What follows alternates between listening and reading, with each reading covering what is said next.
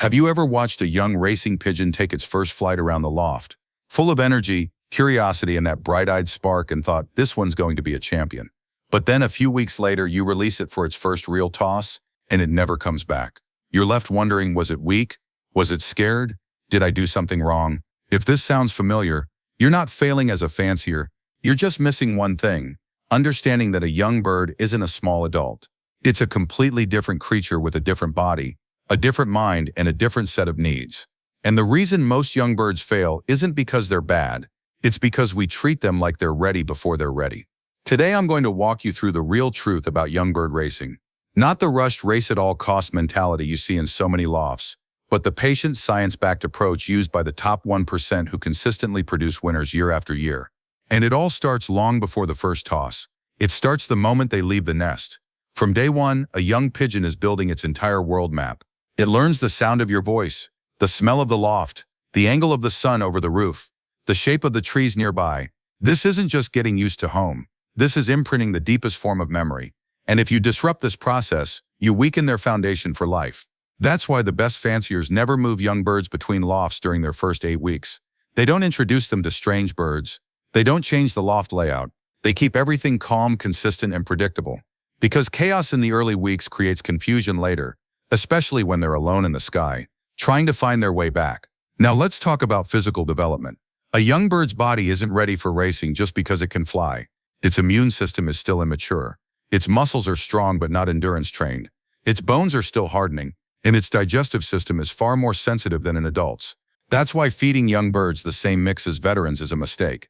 They need more easily digestible protein like lentils, small peas, and toasted soy, but in smaller, more frequent meals.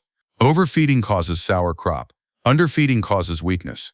The sweet spot: 2 light meals a day, measured by the handful, not the scoop. And always clean water. Dehydration hits young birds faster and harder than adults.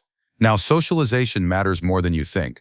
Pigeons are flock animals. A young bird that's isolated or bullied becomes nervous, hesitant, and less likely to fly confidently. The top lofts raise young birds in small, stable groups of 4 to 6. Same age, same size. They watch for bullies and separate them early. They make sure every bird has its own perch, its own space, its own sense of safety. Because a bird that feels secure on the loft will fly with confidence in the sky. And confidence is the first step to navigation. Speaking of navigation, this is where most fanciers rush. They see other lofts racing yearlings at 100 miles in June, so they think, I should too. But a young bird's mental map is like a blank GPS. It hasn't flown enough to learn the landmarks, the smells, the wind patterns. Tossing it too far, too soon, isn't training, it's abandonment. The champions start with what they call orientation flights, not races, flights. They let the birds fly freely around the loft for 2 to 3 weeks after fledging. No baskets, no releases. Just free flight, building strength, learning the sky, memorizing home. Only when the birds return instantly, every time, do they introduce the basket. And even then, the first toss is 1 mile. Not 5, not 10. 1 mile. Why? Because at 1 mile the loft is still visible. The bird can see it, smell it, feel it. It flies out, panics for a second, sees home, and dives back. That builds trust in itself and in the process. Do this 3 times and the bird stops panicking. It starts thinking. Then you go to 2 miles, then 3, then 5. Each step is a lesson, not a test. And you never skip a step, never. Another critical detail: timing. Young birds should only be tossed in the morning between 7 and 9 a.m. when the sun is low and shadows are long. This gives them the clearest visual cues for their sun compass. After 10 a.m., the light flattens, landmarks blur, and confusion rises. And never toss in bad weather. No wind over 15 kilometers h. No rain, no overcast. Overcast skies block the sun compass, forcing the bird to rely only on its incomplete mental map. And that's how losses happen. Also, always release in small groups. 3 to 5 birds. Same age, same experience. Why? Because young birds learn from each other. One confident flyer can lead the rest home. But never mix young birds with older, faster racers. The young ones get left behind, panic, and give up.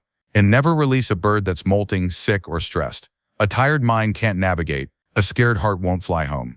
Now let's talk about the loft itself. For a young bird, the loft isn't just shelter, it's the center of the universe. It must be easy to recognize from the air. Paint the roof a bright color: red, white, yellow. Add a small flag or windsock.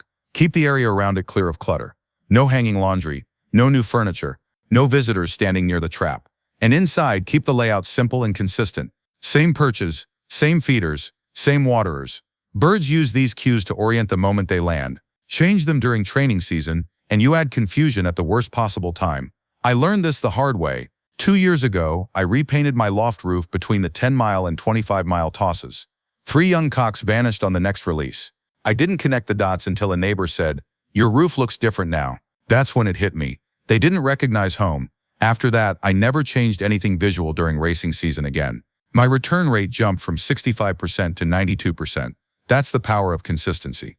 So if you're raising young birds this season, ask yourself, am I giving them time to learn? Because young bird racing isn't about how fast they fly, it's about how well they know the way back. And that knowledge isn't born, it's built. 1 mile, 1 flight, 1 quiet morning at a time. Have you ever watched a young bird come back from its first 10-mile toss? Land on the roof and just sit there, exhausted, confused, not even going to the trap? You open the door, call softly, but it doesn't move. And you wonder, is it hurt? Is it lost in its own head? The truth is, it's not broken, it's just overwhelmed. Because young bird racing isn't just about flying. It's about processing an avalanche of new information, all while your body is still growing, your mind is still learning, and your heart is still learning to trust. And that's why the second phase of young bird development, the structured training phase, is where most lofts fail. They think if it flew 10 miles, it's ready for 25. But that's like sending a child who just learned to ride a bike on a cross-country tour. It's not readiness, it's recklessness. The top fanciers don't just increase distance, they increase complexity, slowly, deliberately, and always with feedback. Let me walk you through the exact training protocol used by national champions, step by step, because this is where champions are really made. It starts with what they call directional mapping. Most fanciers only train south, because that's where races come from. But a pigeon doesn't navigate in one direction. It builds a 360-degree mental map, so the best lofts train in all 8 compass points: north, south, east, west, and the 4 diagonals. They start with 1-mile tosses in each direction, not all in 1 week, but over 3 to 4 weeks. Why? Because each direction teaches something different. Flying north, the bird sees the river and learns its smell. Flying east, it passes over pine forests and memorizes that scent. Flying west, it hears the highway and uses that sound as a beacon. These sensory inputs, sight, smell, sound, stitch together into a complete navigation system. If you only train south, your bird only knows half the world. And when race day comes with a crosswind pushing it off course, it has no backup map. Now let's talk about timing between tosses. Never toss a young bird 2 days in a row. Their muscles need 48 hours to recover. Their brain needs time to process what it learned. The ideal schedule: toss on Monday, rest Tuesday and Wednesday, light free flight Thursday, toss again Friday. This rhythm builds strength without burnout. And always watch how they return. If a bird comes back fast, alert, and dives straight into the trap, it's ready for the next step. If it circles endlessly, lands on a neighbor's roof, or seems disoriented, repeat the same distance. Don't move forward until it's confident. Confidence isn't optional. It's the fuel for navigation. Another critical detail: group composition. Young birds should always be released in small, consistent groups of 3 to 5. Same age, same experience level. Why?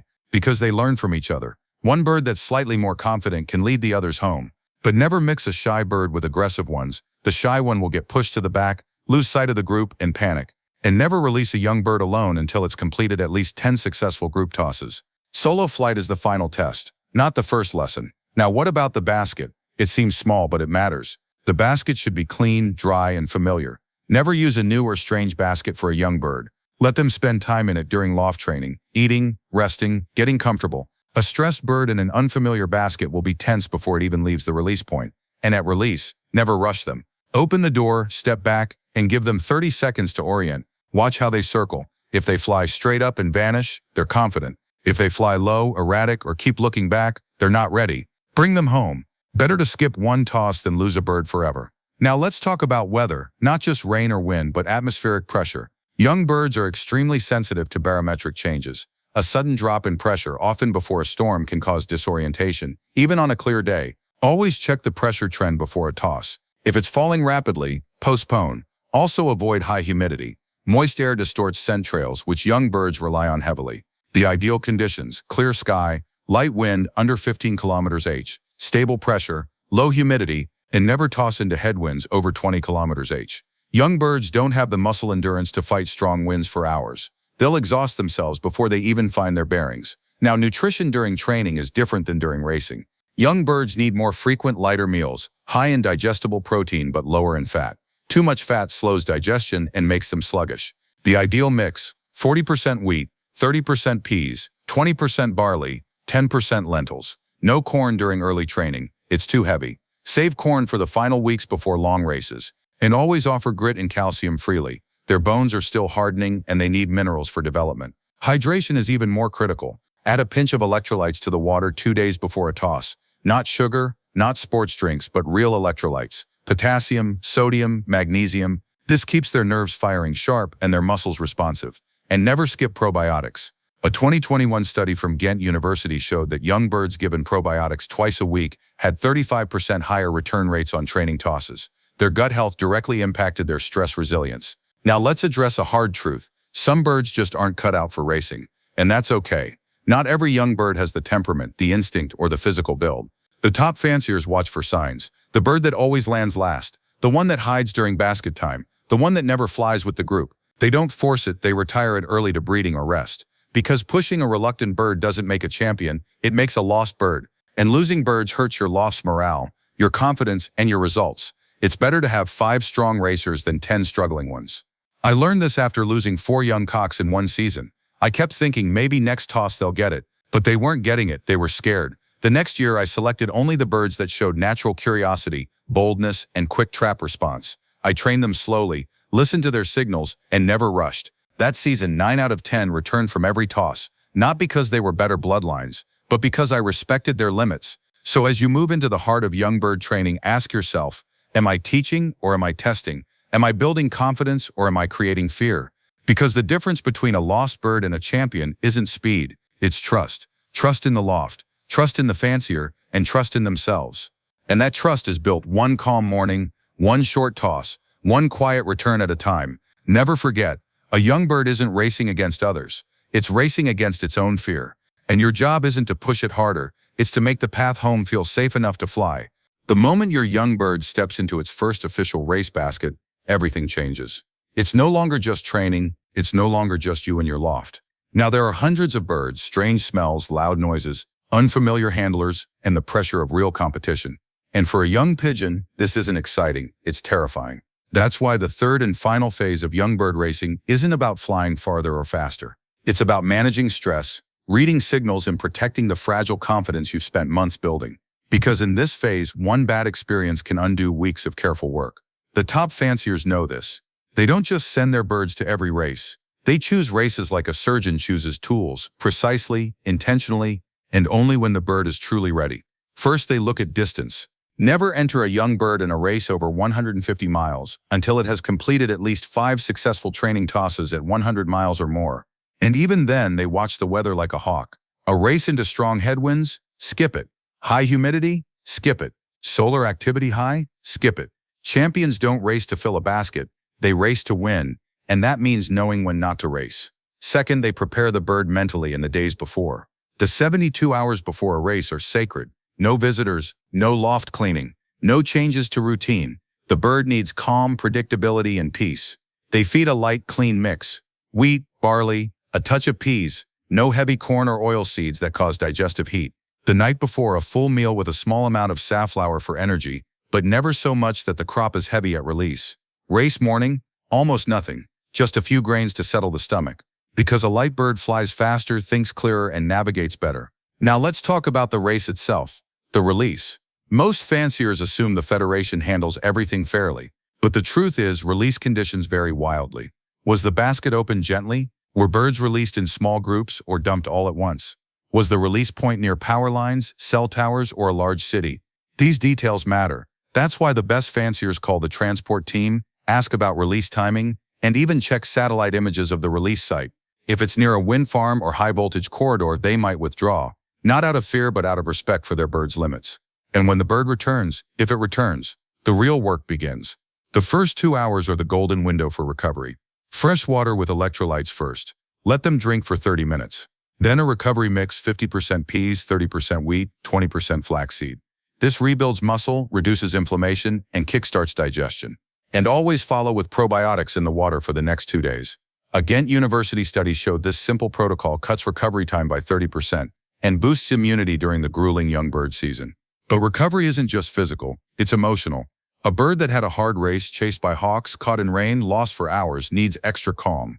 Don't handle it, don't force it into the basket again next week. Give it a full week of rest, free flight, and quiet. Because stress accumulates, and a stressed young bird doesn't just fly poorly, it stops trusting the process.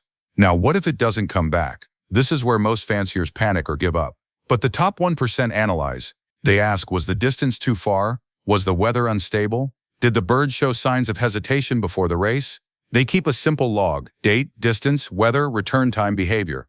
Over time, patterns emerge. Maybe their birds struggle in high humidity. Maybe they always get lost when released after 10 a.m. This data becomes their secret weapon. And sometimes birds do return, days or even weeks later. Always keep the loft open. Always offer food and water. I once had a hen return after 9 days 200 miles off course. She'd been blown into a storm, landed in a forest, and slowly worked her way back using rivers and roads. She never raced again, but she became a brood hen, and her offspring won regional races for 3 years. Never underestimate their will to come home. Now let's talk about the biggest mistake in young bird racing: comparing your loft to others. You see a neighbor racing 20 young birds and 18 come back. You feel behind, but you don't know their losses from last year. You don't know how many they've retired. You don't know if they're cutting corners you'd never accept. Your journey is yours alone. Focus on your birds. Watch their eyes. Listen to their coos. Respect their signals. Because racing isn't about numbers. It's about partnership. And the strongest partnerships aren't built in a season. They're built over years. That's why the best fanciers don't just race young birds. They plan for their future. The ones that show heart, intelligence, and consistency, they keep them, not just as racers, but as future breeders. Because the real legacy of young bird racing isn't trophies. It's bloodlines that carry forward the traits you've nurtured: calmness, navigation skill, endurance, and trust.